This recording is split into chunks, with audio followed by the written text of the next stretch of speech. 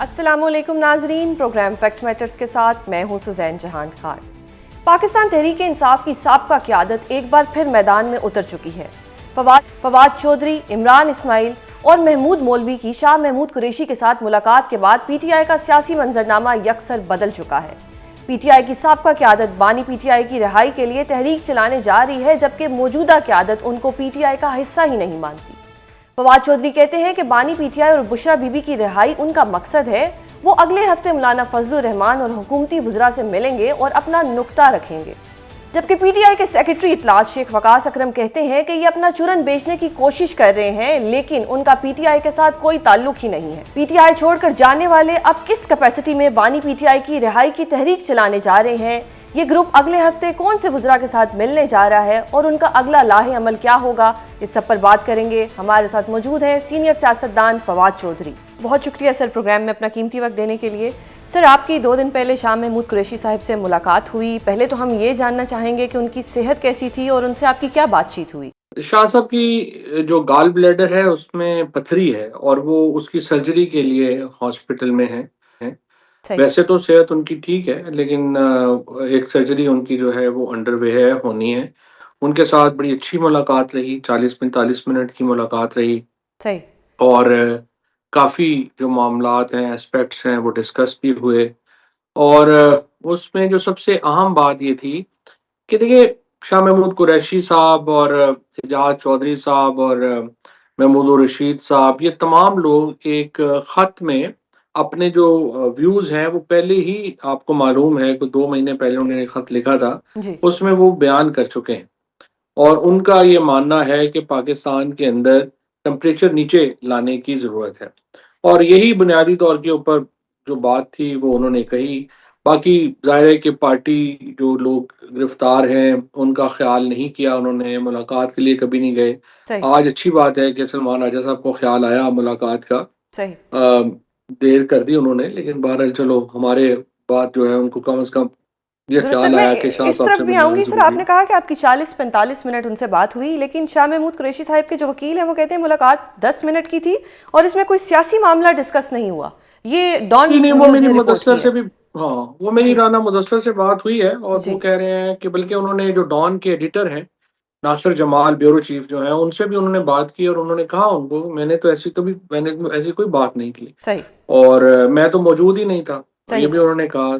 पहले सही। रिवाज होता था अखबारों में कि वो कोई दूसरा वर्जन भी ले लेते थे, लेकिन अब अनफॉर्चुनेटली डॉन जैसे अखबार में भी ये चले। रिवाज नहीं, सही। शायद सर, खत्म हो गया है। एक और चीज़ जानना चाहेंगे हम कि मुलाकात करना कोई आसान काम तो नहीं होता, बड़ी मुश्किल होती है। और फिर जिस तरह का शाह महमूद कुरैशी साहब के केसेस हों या इस तरह के लोगों से मिलने में बड़ी दुश्वारी होती है। अब सवालात ये उठ रहे हैं कि मुलाकात आपकी किसने करवाई, फैसिलिटेशन कैसे हुई, और आपने एक जगह पे ये भी कहा कि आप अभी इसको पब्लिक नहीं करना चाहते थे, लेकिन ये चीज़ पब्लिक हो गई।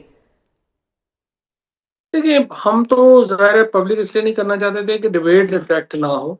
सही। हम चाहते थे पहले नून लीग वालों से बात हो जाए, पीपल्स पार्टी वालों से बात हो जाए और एक कॉम्प्रिहेंसिव कोई चीज़ जो है वो बन जाए तो बेहतर है। सही। लेकिन अनफॉर्चुनेटली वो मुलाकात जो है वो पब्लिक हो गई। तो सर, और पब्लिक होने का उसके फ़ायदा हो बाद तो गया। खैर उससे, सलमान अकरम हाँ, राजा ठीक है। साहब भी मिल आए आज उनसे। हाँ, मिला है। और देखिए ना, इनकी मुलाकात से एक चीज़ तो ज़ाहिर है ना कि इतनी नामुमकिन भी नहीं है जितनी बना के पेश की जाती है। दुरुस्त। यानी अगर आप में कोई नीयत हो आपकी तो आप जाके मिल भी सकते हैं। सही। लेकिन नीयत ना हो तो फिर जो है वो आप जो मर्ज़ी बहाने बना लें। सही। तो ये एजाज चौधरी साहब बीमार हुए, महमूद रशीद साहब हुए, कभी पार्टी ने उनके पता करने नहीं गए। मैं दुरुस्त। आपको ये बात बता दूं कि शाह साहब से ये मेरी कोई पहली मुलाकात नहीं है, मेरी उनसे कई मुलाकातें हुई हैं। हॉस्पिटल में भी हम गए थे, अडयाला में भी हम गए थे। इसी तरह से एजाज चौधरी साहब के साथ मुसलसल मेरा राब्ता है, महमूद रशीद साहब से मुसलसल हमारा राब्ता है और यही बातचीत जो है वो हमारी उनसे रही है। सही सर। अब जी। कैसे हमने यहाँ से आगे बढ़ना है, क्या करना है, ये मामला जो है वो देखेंगे। ये देखिए, अभी तो हम चाहते यही हैं कि नून लीग, पीपल्स पार्टी, उनसे हम बातचीत करें, कोई टेम्परेचर नीचे लाने की एक एफर्ट बट सर, और विद कोशिश ड्यू जो है वो की रिस्पेक्ट, जाए। किस कैपेसिटी में? क्योंकि पार्टी ये कहती है कि आप पार्टी छोड़ चुके हैं और जिन पार्टी लोगों तो ने। नहीं ना, जी। ये पार्टी का तो मसला ही नहीं है, पार्टी तो है ही नहीं। पार्टी कौन सी पार्टी है? ये पार्टी तो बेचारी वैसी खत्म है। तो इमरान खान है और लोग हैं, पार्टी की कोई हैसियत नहीं है। ये तो एज ए पाकिस्तानी देखिए, हमने पाकिस्तान में रहना है। हमने कोई बाहर तो हमारे पास स्कूटर भी नहीं है। तो लिहाजा हमारा पाकिस्तानी के तौर पे हमारा ये इंटरेस्ट है कि यहाँ पे टेम्परेचर नीचे आए, को हम्म। बातचीत शुरू हो। आप जरा एक सिनेरियो देखें ना कि अगर ये एंगेजमेंट नहीं होती और आप पीटीआई के पास सवाए इसके और कोई ऑप्शन नहीं बचेगा कि वो एहतजाज पे जाएं। अब एहतजाज पे जब वो जाएंगे, लॉन्ग मार्च लेके आएंगे, गवर्नमेंट उन्हें रोकेगी। हो सकता है वो गवर्नर रूल लगा दें, यहाँ से हो सकता है इमरान खान नेशनल असेंबली से इस्तीफे दे दें। उसके नतीजे में जो एक तलखियां पैदा होंगी वो बहुत ज्यादा होंगी। सर ये तो और आपका एक पहले गुड ही जेस्चर है, हुकूमत। ये गुड जेस्चर है, लेकिन जी, खान साहब से आपकी मुलाकात नहीं हुई। फिर किस कैपेसिटी में आप ये कर रहे हैं? मतलब यही हमारे जहन में ये बार बार आ खान रहा है। साहब का तो इशू, जी। देखो ना सुजैन, ये खान साहब का तो इशू नहीं है ना, ये तो आपका और मेरा इशू है। तो 50,000 से लेके 2.5 पौने 3 लाख तक जो लोग बेचारे जो तनख्वाहदार तबका है उसकी कमर टूट गई है। पाकिस्तान के अंदर कुछ स्टेबिलिटी भी तो लानी है ना। और दुरुस्त। पहला स्टेप हुकूमत को लेना पड़ेगा। ये जो आप बात कर रही हैं, ये तो एक दफा अगर हुकूमत ये जो लाहौर में असीर लीडर्स हैं इनको रिहाई देती है तो फिर उसके बाद ये लोग जो हैं ये आगे जाके तो अपने जो मामलात हैं उनको बेहतर कर सर सकते आपको हैं। वो लगता है इमरान खान हुकूमत से भी अपना बात दिल कर इतना सकते बड़ा हैं। करेगी कि डॉक्टर यास्मीन राशिद को रिहाई दे दे, या शाह महमूद कुरैशी साहब को रिहाई दे दे?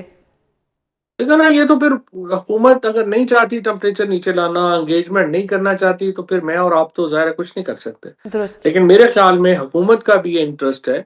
सही। नून लीग में, पीपल्स पार्टी में ऐसे लोग हैं जो चाहते हैं कि ये टेम्परेचर नीचे आए। हर बिल्कुल। पार्टी में हॉक्स भी होते हैं, डॉव्स भी होते हैं। सर और अगर कोई कोशिश जी, करना चाहता है तो हकूमती उसमें क्या वुज़रा है। की जो आपने बात की, आप कुछ बताएंगे कि आप किनसे मिलने जा रहे हैं? मौलाना साहिब का तो आपने नाम ले लिया, लेकिन अगर टेम्परेचर को नीचे लाना है या कोई आसानियां पैदा करनी है तो आप किनसे मुलाकात करेंगे? हम चेयरमैन सेनेट को कहेंगे, स्पीकर असेंबली को कहेंगे, वो कस्टोडियन ऑफ द हाउस हैं, और उनसे शुरू करते हैं। सीनियर मेंबर्स जो हैं कैबिनेट के, उनसे बात करते हैं। हम सही। ज़ाहिर है हमारे पुराने दोस्त हैं, वाकिफ़ हैं, बहुत हमारा उनसे भाइयों वाला ताल्लुक है, तो ये सारा उनसे बात कर लेंगे। सही। सर आपने पुराने दोस्तों की बात की, आपके पुराने दोस्तों में असद उमर साहिब हैं, अली जैदी साहिब हैं, शीरी मिज़ारी साहिबा हैं। इन लोगों ने तो मतलब खुद को डिस्टेंट किया इस सारे प्रोसेस से। अ, क्यों इनको क्या नहीं आना चाहिए? क्या खान साहब की मदद नहीं करनी चाहिए? मौजूदा क़यादत तो हर वक्त लड़ रही है, अगर ये लोग भी आपके साथ मिल जाएंगे तो ज़्यादा बेहतर हो जाएगा। देखिए, बिल्कुल हमारा तो यही ख़्याल है कि ज़्यादा से ज़्यादा लोगों को आना चाहिए, लेकिन आम तौर पे लोग जो हैं वो इंतज़ार करते हैं कि हांडी पक जाए तो फिर हम आ जाएँ। हम्म। तो बहुत सारे लोगों का ये एटीट्यूड होता है। सही। और अनफॉर्चुनेटली अगर देखिए ना, अगर इमरान खान की रिहाई के लिए भी लोग ये इंटरेस्टेड अगर नहीं होंगे, तो वो फिर इंटरेस्टेड, फिर उनकी अपनी मर्ज़ी है, हम तो सर कुछ सर नहीं कर आपने सकते। रिहाई की बात की, अब जो रिहाई के लिए आप इकदाम उठाने जा रहे हैं, ये सिर्फ मुज़ाकरात की हद तक होंगे या कोई एहतजाज भी होगा, सड़कों पे भी आया जाएगा? एहतजाज और 3 साल से चल ही रहा है ना, हम्म। हम तो एक एंगेजमेंट की बात कर रहे हैं। सही। एहतजाज के लिए यही तो हम कह रहे हैं हुकूमत को कि आप एक मौका दें कि एंगेजमेंट की तरफ आएँ, और एंगेजमेंट का हम तरीक़ाकार भी बता रहे हैं। सही। हम समझते हैं कि तरीक़ाकार ये है कि जिन लोगों को आईनी और कानूनी तौर के ऊपर ज़मानत, देखो आप खुद लॉयर हैं, जी। 10 साल की सज़ा है, 3 साल से वो जेलों में हैं, तो वैसे ही एंटाइटल्ड हैं बेल के। हम्म। तो उनको आप ज़मानतें दें। जिन 5 साल के जो लोग हैं, as a matter of right उनको उनकी सज़ा सस्पेंड होनी है। गुजरांवाला के जो वर्कर्स हैं, हम्म। अब 34,000 लोगों पे केस हैं, 90% वो हैं जिनके पाँव में जूता भी नहीं है, वो वकील कहाँ से लाएँ? बिल्कुल। आप ये जो लोग हैं उनको रिलीफ देंगे तो टेम्परेचर नीचे आएगा और फिर बातचीत की राह बाद में खुलेगी। सही। सर अब जब भी कोई अच्छी चीज़ होने वाली होती है या कुछ भी होता है तो पीटीआई के अंदर से ही बहुत ज़्यादा तनकीद होती है। आपकी मुलाकात के बाद एक इम्प्रेशन ये दिया जा रहा है कि जो शाह महमूद कुरैशी साहिब हैं उनको थोड़ा शेडी बनाया जा रहा है, बिकॉज पहले वो बरी हुए तब भी पीटीआई के लोगों ने बातें की कि जी ये बरी किस तरह हो गए बहुत से केसेस में। अब आपकी उनसे मुलाकात हो गई है, कहीं ना कहीं ये एक इंप्रेशन दिया जा रहा है कि माइनस इमरान खान फार्मूला जो है वो इस वक्त अपनाया जा रहा है। लेकिन आपने एक ट्वीट भी कर दी कि हमारे फार्मूले में इमरान खान प्लस हैं और पीटीआई के मौजूदा सांप सपोले माइनस हैं। सर ये कोई सांप सपोले खास हैं, आप इनका कोई नाम लेना चाहेंगे? यही जो लगे हुए हैं, ये रऊफ हसन हो गया, सलमान राजा हो गया, शेख वकास हो गया, ये जो सारे लोग हैं जिन्होंने पार्टी का बेड़ा गर्क किया हुआ है, जाहिर है कि इनको नजर आ रहा है ना कि इनकी हैसियत नहीं है। तो सर खान साहब और को ये ये नजर लोग नहीं जो आ हैं, रहा, वो खुद से क्यों नहीं ऐसे लोगों को हटा देते? और खान साहब अपने बुजदार को भी लगाया हुआ था, महमूद खान को भी लगाया हुआ था।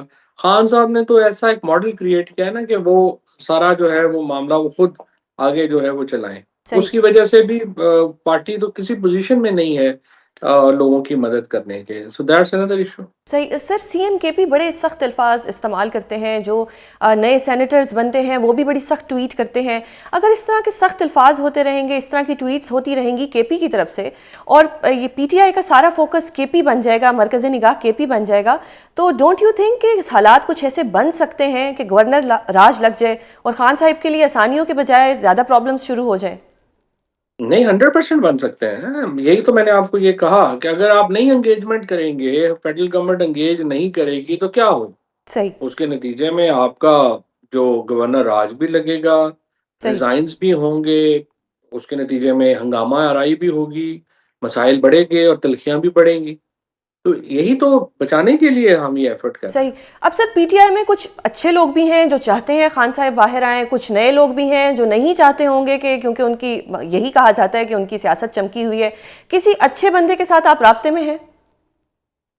भी बहुत सारे लोगों से राब्ते में। सही। पीटीआई की जो बहुत सीनियर लीडरशिप है, उन्होंने कॉल किया और कहा कि आपकी एफर्ट्स बहुत कमेंडेबल हैं सही। और यही वाहिद रास्ता है आगे बढ़ने का और आप प्लीज़ इसको कंटिन्यू करें। सर, आप किसी का नाम लेना चाहेंगे, क्योंकि एक खबर है हमारे लिए? नहीं, अभी उस नाम की ज़रूरत नहीं है, वो खुद ही आ जाएगा आपके सामने। चले, मतलब अनकरीब हम ऐसा देख रहे हैं कि वो लोग जो इस वक्त आपके साथ हैं और जो चाहते हैं खान साहब बाहर आएँ, वो अनकरीब बाहर आ जाएंगे। इंशाल्लाह। सही। सर, एक और चीज़ बताइएगा कि 27वीं तरमीम की बातें भी हो रही हैं, अभी 26वीं तरमीम का इशू था, अब 27वीं तरमीम का भी मंडे को, कल कह रहे हैं कि कल कुछ ना कुछ इसमें चेंजेस हो सकते हैं। On the other hand, as a lawyer आपने देखा होगा कि जितने भी हुकूमत के सपोर्टेड कैंडिडेट्स थे वो बार इलेक्शन जीत गए। तो 27वीं तरमीम आ रही है, नहीं आ रही, क्या होने जा रहा है पाकिस्तान में?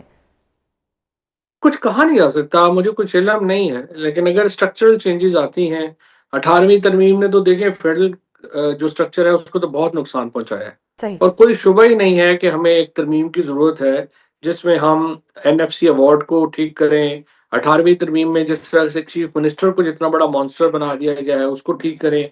सही। डिस्ट्रिक्ट्स में पैसे जाने चाहिए जो नहीं जा रहे, उसको ठीक करें। स्ट्रक्चरल चेंजेज़ की बहुत ज़रूरत है और अब इंटरेस्टिंगली पीटीआई वो वाहिद पार्टी है जो एस्टेब्लिशमेंट की इस सोच के साथ जाती है। बाकी सारी तो उन्होंने तो आपस में सूबे बाँटे हुए हैं, वो तो कुछ भी नहीं स्ट्रक्चर रिफॉर्म करना चाहते। दुरुस्त। दुनिया भर में आज सहाफ़ियों के खिलाफ जराइम के खात्मे का आलमी दिन मनाया जा रहा है।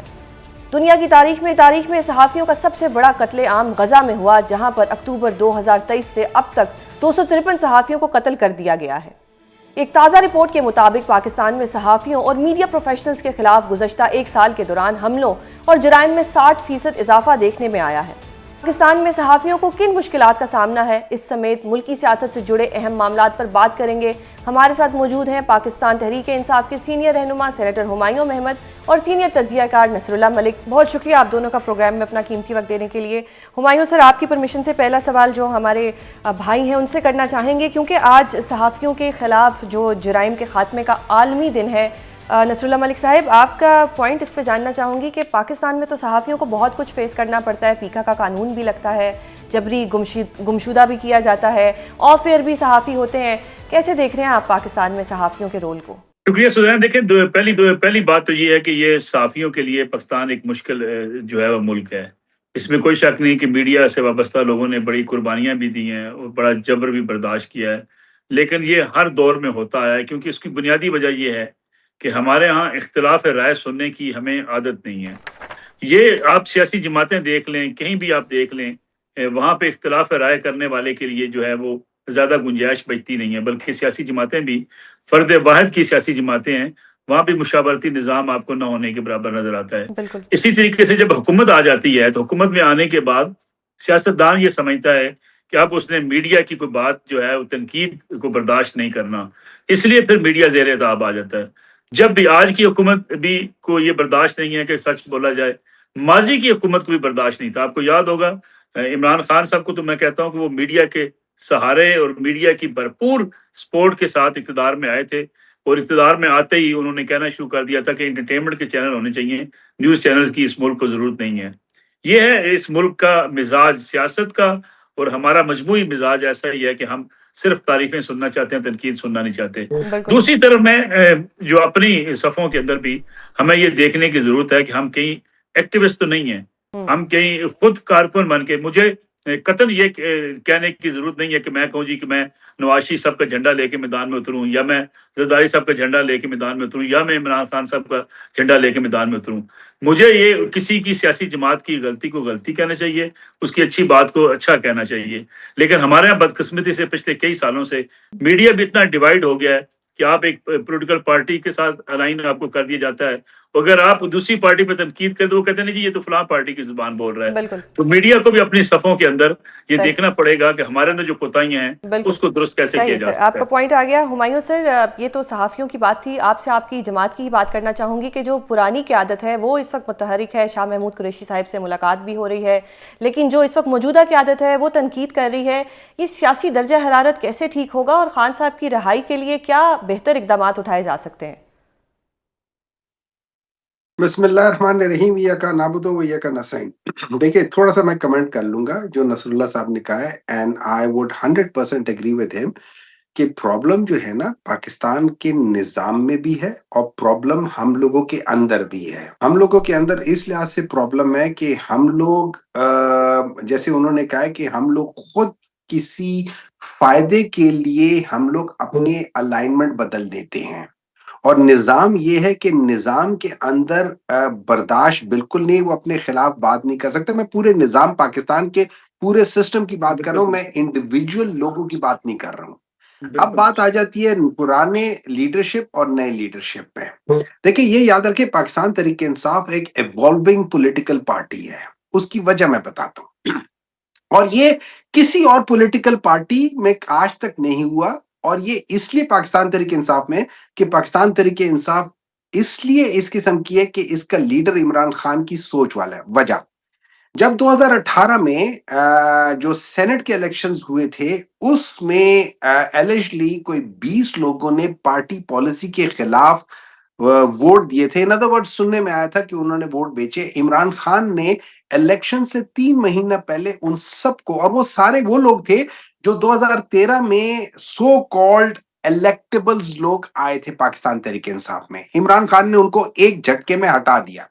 उसका जो रिजल्ट आया वो इस दफा आया है कि पूरी federal government including every person in power, उन्होंने पूरा जोर लगा लिया कि 21 फॉरवर्ड ब्लॉक इलेक्शन कमीशन के थ्रू इंडिपेंडेंट बना दिए। क्या गलत काम नहीं किए, एक वोट नहीं टूटा। सही ये होता है जब आप सही पॉलिटिकल डिसीजंस लेते हैं। ये होता है कि जैसे नसरुल्लाह साहब कह रहे थे कि ये एक शख्सियत, देखिए ये याद रखें, जो लीडर होता है वो एक शख्सियत, उसके पीछे लोग खड़े होते हैं, उसकी शख्सियत होती है तो लीडरशिप होती है। मैं यहां पे एक जगह पे इनसे डिसएग्री करूंगा कि इमरान खान मीडिया की क्या कह सकते हैं मदद की वजह से आते हैं। देखिए, इमरान खान एक ऐसी शख्सियत है पूरी दुनिया में, पाकिस्तान में नहीं पूरी दुनिया में, कि जिसको सुनने के लिए मीडिया बेकरार है, चाहे वो इंटरनेशनल मीडिया है चाहे वो नेशनल मीडिया है। आज भी मीडिया से अब इमरान खान का नाम हटा दो, मीडिया को कोई नहीं सुनेगा। इत्तेफाक हम कर लेते हैं, लेकिन अब ये जो मुलाकातें हो रही हैं, ये मुलाकातें तो मौजूदा क़यादत को करनी चाहिए थी। शाह नहीं महमूद नहीं कुरैशी नहीं, साहब को ये खुद भी देखिए कहना पड़ देखिए, गया होल्ड ऑन कि होल्ड कोई ऑन। मिलने आ जाए। इमरान खान का देखिए, इमरान खान का एक प्रिंसिपल स्टैंड इमरान खान ने खुद कहा हुआ है, मैंने नहीं कहा, मैं उसको सिर्फ रिपीट कर देता हूं कि वो लोग जिन्होंने प्रेस कॉन्फ्रेंस की थी और पीछे हट गए थे, मैं जब वापस आऊंगा मैं उनको ले लूंगा, depends on individual to individual. लेकिन जिन लोगों ने पार्टी छोड़ के किसी भी पार्टी को ज्वाइन किया था, उनकी वापसी नहीं है। तो इसमें मेरा, इसमें मैं भी कुछ नहीं है। सॉरी कता कलामी के लिए, मिर्जा अफरीदी साहब को भी तो फिर सेनेटर बनाया गया, उन्होंने भी तो कंडेम किया था जो 9 मई को हुआ था। इमरान खान नहीं, उन्होंने पार्टी नहीं छोड़ी थी, उन्होंने कंडेम किया था, और ये इख्तियार इमरान खान के पास है। अगेन उन्होंने कहा है ये इख्तियार उनके पास है, मेरे पास नहीं है। रही बात ये साबिका, सारे जरूर जाए मिले, मुझे उससे कोई प्रॉब्लम नहीं है। अच्छी बात है कि जाके शाह महमूद कुरैशी से मिले, बल्कि मुझे तो इस बात का वो है कि हमारे लोग, चूंकि वो मीडिया में नहीं आए, मुझे नहीं पता कि जाके मिले। अगर नहीं मिले थे बहुत गलत किया, जाके मिलना चाहिए। लेकिन सिर्फ शाह महमूद कुरैशी क्यों, सबको जाके मिलना चाहिए, ये हमारी लीडरशिप के लिए। लेकिन एक बात याद रखें, हाँ जी, लेकिन एक बात याद रखें कि अगर कोई ये इंप्रेशन देना चाहता है कि पाकिस्तान की, जो पाकिस्तान तहरीक इंसाफ की लीडरशिप डिवाइड हो रही है, पाकिस्तान तहरीक इंसाफ की प्रेजेंट लीडरशिप में 100 आपस में डिफरेंसेस हो, दे विल स्टैंड लाइक बिल्कुल वन। ठीक और सर, ये आपका इन लोगों पॉइंट आ ने गया। केपी के सेनेट बिल्कुल। के इलेक्शंस में बता दिया। नो डाउट नसरुल्लाह मलिक साहिब, ये मुलाकात जो हुई, मुलाकात आसानी से तो नहीं होती। डेफिनेटली किसी ने मुलाकात अरेंज कराई होगी, तो इसका मतलब फिर ये होगा कि जिन्होंने मुलाकात अरेंज कराई है, क्या वो भी कोई सियासी दर्जा हरारत नीचे लाना चाहते हैं, या शाह महमूद कुरैशी साहिब का जो किरदार है उसको शेडी बनाना चाहते हैं? क्योंकि बहुत से इसके ऊपर अजम्पशंस आ रही हैं कि पहले शाह महमूद कुरैशी साहिब को बरी किया गया, अब उनसे इन लोगों की मुलाकात हो गई। ये क्या हो रहा है? थोड़ा सा इस पे कुछ आप लबकुशाई अगर कर देखिए दें। देखिए मैं समझता हूँ कि मुलाकात हुकूमत ने फैसिलिटेट किया, जिसके बाद ये मुलाकात हुई है। लेकिन अगर आप 2023 में देखें, 2023 में भी यही रहनुमा फवाद चौधरी साहब जो है, इमरान इस्माइल साहब और महमूद मौलवी साहब, ये मिले थे पटियाला में शाह महमूद कुरैशी साहब के साथ। और उसके बाद फिर ये आप मुलाकात हुई है। इस मुलाकात के लिए बाकायदा फैसिलिटेशन हुकूमत ने दी है। दर्जा हरारत कम करना हर सियासी जमात की, हुकूमत की भी कोशिश है, और मैं समझता हूँ हर कोई चाहता है कि दर्जा हरारत कम हो। सही। लेकिन उसके लिए मैं समझता हूँ जहाँ हुकूमत को भी 2 कदम पीछे आना पड़ेगा, वहाँ पाकिस्तान तहरीक-ए-इंसाफ के जो हार्ड लाइनर्स हैं, उनको भी पीछे आना पड़ेगा। देखिए हुमायूं साहब हैं, मैं इनका बड़ा एहतराम करता हूँ, जब भी बात करते हैं लॉजिक से करते हैं, दलील से बातचीत करें, आप दलील के साथ डायलॉग करें, तो शायद फिर इतनी दूरियां ना हो। कुछ हुकूमत के वज़रा ऐसे हैं जिनके बयानात जो हैं वो समझे लड़ाई करवाने वाले हैं।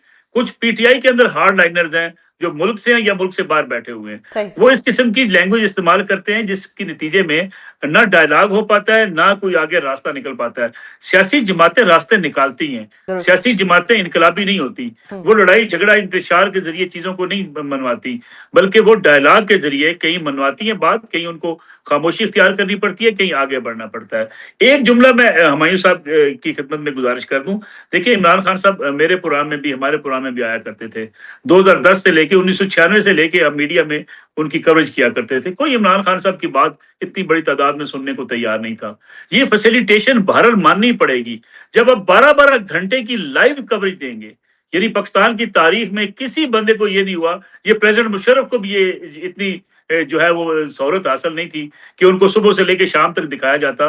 जब ये 2011 के बाद फैसिलिटेशन शुरू हुई, उसने इमरान खान साहब को सपोर्ट किया, और ये मानना चाहिए। फिल्में बनी इस मुल्क के अंदर। चमेली फिल्म किस लिए बनी थी कि एक स्पोर्ट्समैन उठता है, उठ के सारे लोगों को करप्ट करार देता है, और उसके पीछे कहाँ से फंडिंग थी, क्या हो रहा था, इन सही। बातों का हमें तस्लीम कर लेना चाहिए। सही सही सर, आपका पॉइंट आ गया। हुमायूं सर, एक तो पहले 26वीं आईनी तरमीम थी, उसमें जो चीज़ें रह गई थी, अब कहा जा रहा है कि 27वीं आईनी तरमीम में भी वो आ रही हैं। क्या समझा जाए इसको कि ये कोई पीटीआई के लिए मजीद मुश्किल घड़ी आने वाली है, या कुछ ना कुछ हो जाएगा? क्या कैसे देखते हैं आप ये सब? देखिए इस तरह हुआ, 26 तरमीम जो आई थी ना, उसके अंदर सिर्फ एक कॉज था। वो कॉज ये था कि जुडिशरी को टोटली डिपेंडेंट कर दिया जाए एग्जेक्टिव के ऊपर। जो आपके नंबर्स हैं, जो जो काउंसिल है जिसके अंदर आप जजेस को अपॉइंट करते हैं, उस काउंसिल में जजेस से ज्यादा तादाद है वो एग्जेक्टिव की है। अब दूसरी चीजें करके तो उन्होंने टोटल इनकॉम्पिटेंट कर दिया जुडिशरी को, और आज जुडिशरी डिपेंडेंट है। मतलब उसका उनकी जो प्रमोशंस है, उनकी रिमूवल है, उनकी मूवमेंट है, that is all controlled by the adjective. So now this judiciary is executive judiciary. पहले पीसीओ के जजेस थे, अब जब एग्जेक्टिव के जजेस हैं, तो उनको बिल्कुल खत्म कर दिया। 27वीं तरमीम में बेसिकली इसके ऊपर एक और लेयर लेकर आ रहे हैं। वो लेयर ये लेकर आ रहे हैं कि आपके सारे पॉलिटिशियंस, आपके सारे वो लोग जो इंडिपेंडेंटली सोच वाले हैं, वो लोग जो ये समझते हैं कि पाकिस्तान के अंदर डेमोक्रेसी होनी चाहिए, या उसके लिए वो अपना स्टैंस लेकर रखते हैं, उनको हटाना है। इस मुल्क में अनफॉर्चुनेटली मुझे ऐसे लग रहा है जैसे मार्शल लॉ या एक अथॉरिटेरियन रिजीम को वो लेजिटिमाइज करने के लिए इन दो तरामीम को लेकर आ रहे हैं। और ये सारी की सारी चीजें पाकिस्तान तरीके इंसाफ के खिलाफ नहीं है। ये सारी की सारी चीजें बेसिकली पाकिस्तान के ऊपर एक एलीट कैप्चर के लिए है। सही सही सर, आपका पॉइंट आ गया। नसरुल्लाह मलिक साहिब, सर ने एलीट कैप्चर की बात की। अगर ये तरमीम आ रही हैं आज, अगर ये मतलब एक ऐसा तस्वुर किया जाता है कि अदलिया को या एग्जेक्टिव रूल करना चाह रहे हैं, कल को यही तरमीम फिर हुकूमत के गले भी तो पड़ सकती हैं, क्योंकि यू नेवर नो सीजन 2 कब आ जाए। देखिए इसमें तो कोई शक नहीं कि जो इशराफिया इस मुल्क की उसको अपने मफादात ज्यादा अजीज होते हैं। 26वीं आईनी तरमीम में मैं समझता हूँ, देखिए पीटीआई की शिकायत हैं अपने मुकदमात के हवाले से, उसकी रेमेडी होनी चाहिए। अगर उनको पीटीआई को लगता है कि उनके साथ ज्यादती हो रही है, उसका भी इजाला होना चाहिए। लेकिन ये जो अदलिया का जो एक्टिविज्म था, जुडिशियल एक्टिविज्म, उससे भी अदलिया को निकालना जरूरी था। अदालतें उससे निकलें। अदलिया का काम सियासत करना नहीं है। लेकिन हमारे यहाँ बदकिस्मती से पिछले कई सालों में आपने देखा जुडिशियल एक्टिविज्म इतना ज्यादा था कि जनाब दुकानदार से जाकर रेट भी जो है वो चीफ जस्टिस साहब पूछा करते थे कि सब्जी का रेट क्या है। इसीलिए मैं समझता हूँ कि आईनी अदालत का जो मुतालबा था, ये इमरान खान साहब भी चाहते थे, ये पीपल्स पार्टी भी चाहती थी, ये पीएमएल भी चाहती थी। हाँ, रही बात ये कि पीटीआई को जिन अपने मुकदमात के हवाले से चीजों पे एतराज है, उसकी रेमेडी बहरहाल इंसाफ और कानून के मुताबिक होनी चाहिए और ये सही पीटीआई को मुतमिन किया जाना चाहिए। सही सर, दूसरी एक बात, और सॉरी आपको मैं कट मैं कर आखिरी दूं। जुमला कह दूं, जी जी जी जो 27वीं तरमीम की बात हो रही है, मेरे ख्याल में जो 18वीं तरमीम में कुछ मामलात रह गए थे, क्योंकि वफाक को मजबूत करना बड़ा जरूरी है और 18वीं तरमीम के हवाले से खदशात जो है उसका इजहार पीटीआई भी करती रही है। सही और मेरे ख्याल में अगर उसको शामिल किया जाता है, एनएफसी को शामिल किया जाता है, तो आइन और कानून में तरमीम करना, अगर उसकी जरूरत मस्बत हो और नेक नीति हो, तो कर लेने में कोई हर्ज भी नहीं है। सही। हुमायूं सर, कल इख्तियार वली साहब ने एक प्रेस कॉन्फ्रेंस की, बाद में फैक्ट चेक से पता लगा कि वो जो क्लिप दिखा रहे थे वो तो कोई पुराना क्लिप था। कैसे देखते हैं आप इस प्रेस कॉन्फ्रेंस को? देखिए, इस तरह ये है कि सबसे पहले तो इख्तियार वली साहब is not a credible person. ठीक है, I am sorry, I am saying it on the television, I do not believe. उसकी वजह है जब आप एक इस किस्म की जुबान एक ऐसे शख्स के बारे में बात करते हैं जो कि ग्राउंड लेवल से वो पॉलिटिक्स में है और स्टूडेंट लेवल से होते हुए वो पहले एमपीए बना, फिर उसके बाद मिनिस्टर बना 2-3 और फिर चीफ मिनिस्टर बना, और आप उसके इलेक्शन से पहले जिस किस्म की आप बात करते हैं, that shows your mindset and I do not agree with that mindset. मैं समझता हूं उनकी क्रेडिबिलिटी नहीं होती है। नंबर 2, जो उन्होंने सारी बातें की उस लिहाज से की है, मेरे लिहाज से बाज दफा इस किस्म के लोगों की बातें ना सुने तो आप ज्यादा फायदे में रहेंगे, और ये नुकसान पीएमएलएन को अपना है। इस किस्म के लोगों की वजह से वो लोग शायद में हो सकता है मियां शहबाज शरीफ या नवाज शरीफ खुश हो जाए, लेकिन इस किस्म के लोगों की, और ये किसी भी पार्टी में, जैसे नसरुल्लाह साहब ने पहले साहब कहा था, ये वो लोग होते हैं जो ओवरऑल उस पार्टी को नुकसान देते हैं, इस किस्म की चीजों को नुकसान देते हैं। इन लोगों से, जैसे इमरान खान ने उन लोगों को निकाल दिया था फौरन, इन किस्म के लोगों को निकाल देना चाहिए। सर, आपका पॉइंट आ गया। नसरुल्लाह मलिक साहिब, क्या कहेंगे आप कि उन्होंने एक प्रेस कॉन्फ्रेंस की और वो फिर पता लगा कि वो जो वीडियोस चलाई गई वो तो पुरानी वीडियोस थी। How do you see this? देखिए, मेरे ख्याल में यही सियासत दानों की गलतियां हैं। अगर आप किसी पे तनकीद भी करें तो एक तो आप वैलिड रीजन के साथ करें। दूसरी बात यह है कि अगर आपके पास सबूत नहीं है और महज आप मुखालफत करना चाहते हैं, तो ये भी दुरुस्त अमल नहीं है। सोहेल अफरीदी साहब से आप इख्तलाफ कर लें, लेकिन किसी सॉलिड रीजन पर आप इख्तलाफ करें। आप उनके जो है उनके इंतखाब के ऊपर, उनको पार्टी ने नामजद किया, पार्टी के अराकीन असम्बली ने उनको वोट दिया, वो इलेक्टेड वहाँ के चीफ मिनिस्टर हैं। अगर आप महज तनकीद करना शुरू कर दें तो ठीक कहा हुमायूं साहब ने, फिर उसके बाद आपकी क्रेडिबिलिटी मुतासर होती है। तो मैं समझता हूँ ये सारे सियासतदानों को ये चाहिए कि देखिए, सियासत में एक अपनी क्रेडिबिलिटी को लूज ना करें, दूसरा मुखालफत बराए मुखालफत से निकल आए। अगर आप इस मुल्क में, एक और आखिरी जुमला मैं कह दूं, बदकिस्मती ये है कि अपोजिशन हो या हुकूमत हो, अपोजिशन जायज तनकीद नहीं करती हुकूमत के ऊपर, हुकूमत की मौजें लग जाती हैं, और हुकूमत जो है वो जायज तनकीद नहीं करती अपोजिशन के ऊपर, उनको पजीराई मिलती है। जब तक आप जो है फैक्ट्स के साथ मुखालफत नहीं करेंगे, अवाम का फायदा नहीं होगा। अवाम का फायदा इसी में है कि अपोजिशन टू दी पॉइंट बताया कि इन चीजों पे ये कुताही हुकूमत की है, इसको बेहतर करने की जरूरत। Sir, PTI Punjab local government bill 2025 क्या अदालत में चैलेंज करने जा रही है? देखिए, जो अगर हम लोग वो जो पंजाब की एक बात कर रहे हैं, देखिए पंजाब में बेसिकली आप नॉन पॉलिटिकल पार्टी की बेसिस पे आप बल्दियाती इलेक्शंस करा रहे हैं।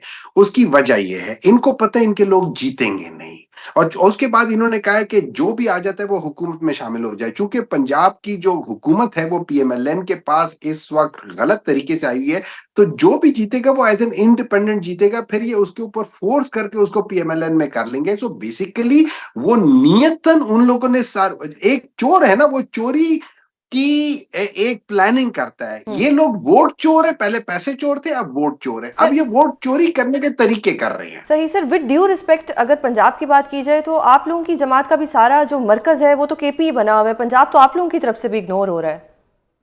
नहीं, हमारे पंजाब हमारी तरफ से इग्नोर नहीं हो रहा। पंजाब में हमारे लोगों को बिल्कुल ही बात नहीं करनी दी जाए, निकलने नहीं दिया जा रहा, कुछ करने नहीं दिया जा रहा। अगर वो किसी कॉर्नर मीटिंग के लिए भी जाते हैं, वहां पे भी पुलिस पहुंच के उनको पकड़ लेती है, उनको हटा देती है, उनको वो कर देती है। प्लस मीडिया के ऊपर टोटल उसके ऊपर वहां पे वो है कि आप कर नहीं सकते। अभी कल आज मैं एक क्लिप देख रहा था, एक मौलवी साहब थे, वो किसी फंक्शन में खड़े होके बात कर रहे थे, उनको स्टेज से उतार दिया गया था।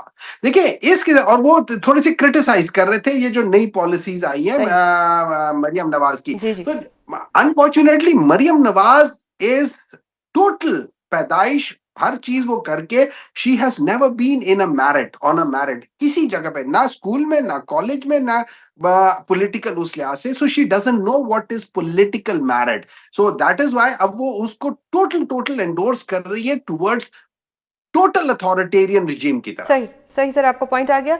नसरुल्लाह मलिक साहब, पंजाब में स्मोक बहुत ज़्यादा हो गई है। मरियम औरंगजेब साहिबा ने कहा कि मास्क लगाएं, सिलेंडर्स अपने घर में रखें। सर, मास्क के पैसे कहाँ से आएंगे गरीब बंदे के पास? इधर तो खाना पकाने के लिए सिलेंडर के पैसे नहीं है, तो सांस लेने के लिए सिलेंडर के पैसे कहाँ से आएंगे?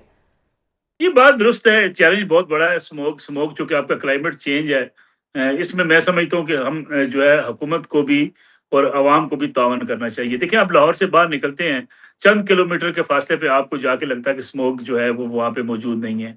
इसलिए ये जो रिपोर्ट्स बाज़ वक़्त आती हैं, दिल्ली सबसे ज़्यादा जो है मुतासर होता है, लाहौर सबसे ज़्यादा मुतासर होता है। मेरे ख्याल में ये जो क्लाइमेट चेंज है, इस पे काम करने की ज़रूरत है। कुछ हुकूमत कोशिश कर रही है, कुछ आवाम को तावन करना चाहिए। ये एक ऐसा चैलेंज है जो मेरे ख्याल में किसी फर्द का पैदा करदा नहीं है। अफराद की जो गलतियाँ थी उसको दुरुस्त करने की कोशिशें की जा रही हैं, भट्टा बंद किए जा रहे हैं, उसमें भी कई लोग बेचारे बेरोज़गार हो जाते हैं। फैक्ट्रियाँ जो हैं उनमें एक सिस्टम पूरा एनवायरनमेंट जो है, माहौलियात के कवानीन को उस पे अमल दरामद की ज़रूरत है। गाड़ियों को अब इन्होंने किया है कि जो गाड़ी धुआँ छोड़ती है उसके खिलाफ कार्रवाई होगी, जब तक उसकी वेरिफ़िकेशन नहीं होगी।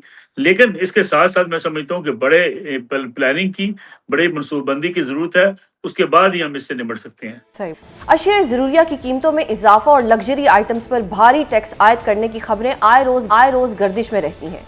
लेकिन हाल ही में हुकूमत की जानिब से ख़वातीन के सैनिटरी पैड्स पर 40% टैक्स लगाने के मामले ने पाकिस्तान की ख़वातीन की ना सिर्फ मुश्किलात में इजाफा कर दिया है, बल्कि पाकिस्तान में ख़वातीन के बुनियादी हकूक़ के दावों पर भी सवालात उठा दिए हैं।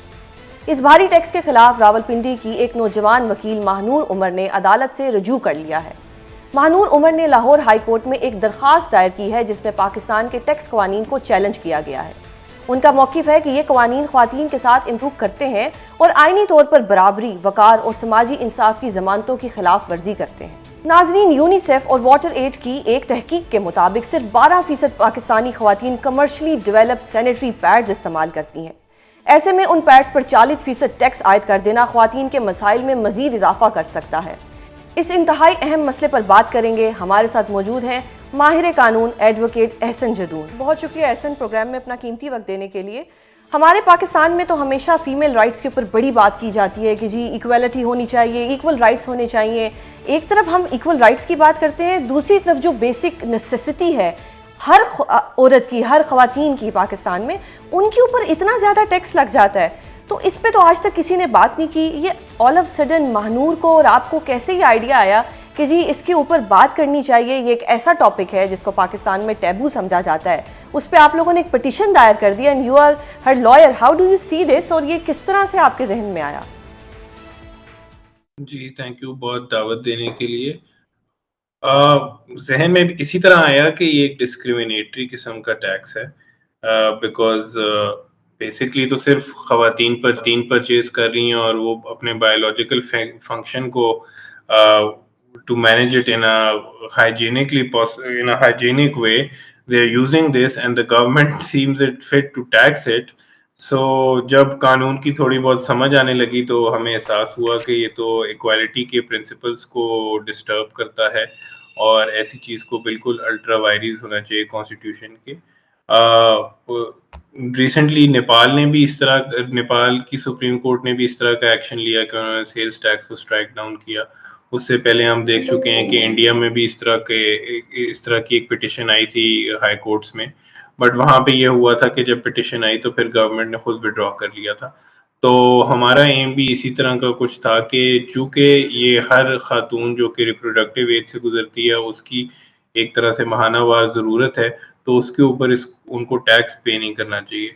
सही। इसके अंदर एक और प्रॉब्लम भी ये है कि पाकिस्तान के अंदर सिर्फ 12% खवातीन जो रिप्रोडक्टिव एज में है वो सैनिटरी नैपकिन्स यूज़ करती हैं, और बाकी सब जो हैं वो इस या तो इसकी अवेयरनेस नहीं है, या वो प्राइस्ड ही इस तरह का है कि वो खरीद नहीं सकती, तो they are forced to use rags. और या रूरल में तो हमने ये भी देखा है कुछ स्टडीज में कि वो लीव्स या पत्ते यूज़ करती हैं ट्रू। इसको मैनेज करने के लिए, जो जिससे सर्विकल कैंसर बनने का खतरा होता है। And then there is a lot of other health and hygiene related issues as well. True. So we thought that इससे शायद प्राइसेस तो शायद इतनी ड्रास्टिकली कम ना हो, बेशक टैक्स खत्म भी हो जाए, बट एटलीस्ट अवेयरनेस जरूर आ जाएगी कि लोग इस बारे में ओपनली बात कर सकेंगे कि ये आपकी एक बुनियादी जरूरत है, आपका बायोलॉजिकल फंक्शन है, आपका इसके ऊपर कोई कंट्रोल नहीं है। बिल्कुल, मैंने आपकी जो पिटीशन है ये मैंने पढ़ी है, उसमें आपने सेल्स वाला दिया है, उसमें आपने सेक्शन 13 की बात की है, 6 स्केड्यूल की बात की है, 8 स्केड्यूल की बात की है। डू यू थिंक कि गवर्नमेंट ऑफ पाकिस्तान कोई एक्शन लेगी या अपने इन कवानीन को तब्दील करेगी या स्ट्राइक डाउन करेगी? जी, अभी रिसेंटली हमने देखा कि हमारी एक खातून चीफ मिनिस्टर आई हैं, तो one would hope when women come into places of power and women are sort of in the position जहाँ पे लॉ मेकिंग के ऊपर इन्फ्लुएंस हो सकता है, तो वन वुड होप कि गवर्नमेंट जो है वो खुद ही इसको विड्रॉ कर ले। सही। क्योंकि आप देखें ना 6 स्केड्यूल की जो एंट्रीज हैं, जो जहाँ पे एग्जेम्पशंस रिकॉर्ड होती हैं सेल्स टैक्स पे, वहाँ पे कुछ कुछ चीजें ऐसी हैं जो जहाँ पे आपने एग्जेम्पशंस दी हुई हैं अपने सफारती ताल्लुकात बेहतर करने के लिए, जो कि ठीक है। फिर कुछ एग्जेम्पशंस ऐसी हैं जो आपने सिर्फ अशराफिया के यूज की चीजों के लिए दी हुई हैं, जैसे प्रोसेस चीज हो गया, पनीर हो गया, और भी इस तरह की लातादाद एंट्रीज हैं। तो अगर आप उन चीजों पे एग्जेम्पशन दे सकते हैं तो ये तो एक बुनियादी जरूरत है। आई डोंट थिंक चीज या तो पनीर जो है वो किसी की ऐसे डोंट बुनियादी यू थिंक जरूरत कि नहीं है। विदड्रॉ करने के बजाय ये बेसिक चीज़ें फ्री में मिलनी चाहिए? ये पाकिस्तानी अवाम की नीड है, ये पाकिस्तानी खवातीन की नीड है। अगर आप लोग सर्विकल कैंसर के इंजेक्शंस लगा रहे हैं बच्चियों को, तो जिस चीज़ से सर्विकल कैंसर हो रहा है वो चीज़ तो फ्री में प्रोवाइड करनी चाहिए हुकूमत पाकिस्तान को। जी, वन वुड रियली होप कि ऐसा ही हो। ये स्कॉटलैंड ने आई थिंक 2020 में बिल्कुल फ्री ऑफ चार्ज देने शुरू किए थे sanitary products, to encourage sort of women managing their hygiene और मेंस्ट्रुअल साइकिल्स।